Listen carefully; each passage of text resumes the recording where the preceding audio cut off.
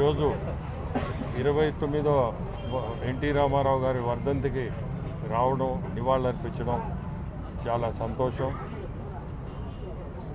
ఈరోజు ఎన్టీఆర్ అనే 3 పదాలు రాష్ట్రం కాదు, మన దేశం కాదు, ప్రపంచం అంతా ఎన్టీఆర్ అంటేనే ప్రతి ఒక్కరూ తెలుగు జాతికి ఆ 3 పదాలు ఎన్టీ రామారావు అటువంటి మనిషి మన తెలుగు జాతిని రాష్ట్రాలు, దేశాలు, ప్రపంచం అంతా కూడా తెలుగు జాతిని తీసుకుపోయిన మనిషి.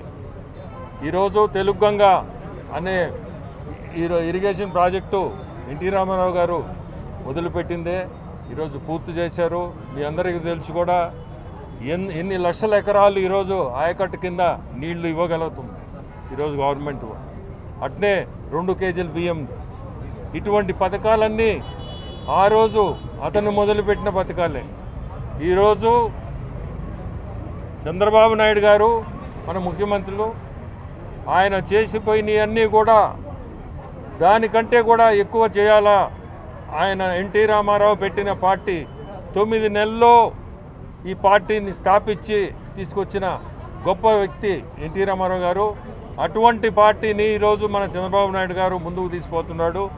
సంక్షేమము, అభివృద్ధి ఈ 2 పదాలే ముఖ్యంగా ఈరోజు ఈ పరిస్థితుల్లో రాష్ట్రంలో మీరు చూస్తున్నారు. ఆర్థికంగా ఇబ్బందులు ఉన్నా కానీ ఈ 2 మెయిన్ పెట్టుకొని మన చంద్రబాబు నాయుడు గారు సంక్షేమంతో పాటే అభివృద్ధి ఉండాలా, ప్రజలు సంతోషంగా ఉండాలని ఎన్ని ఆర్థిక ఇబ్బందులు ఉన్నా ముందుకు నడిపిస్తున్నాడు.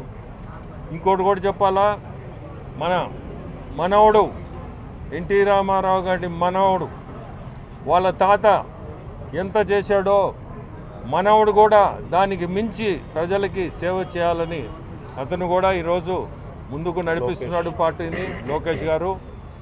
అట్లే ఈరోజు మనందరం కూడా సంతోషపడాలా. ఇటువంటి పార్టీలో మనమందరం ఉండామని ఆయన స్థాపించిన పార్టీలో ఈరోజు మనందరం ఉన్నాము. సేవకులుగా పనిచేయడం, ఆయన చెప్పినట్టు ఒక ఇది చెప్పుకొచ్చాడు. ఆ రోజుల్లో ప్రతి ఒక్కరు అనేది ప్రజలు సమాజమే దేవాలయం, ప్రజలే దేవుళ్ళు అనేది ఈరోజు కూడా అదే నివాదాల మీద నడవాల. మనందరం కూడా ఈరోజు ఈ కార్యక్రమానికి రావడం చాలా సంతోషం.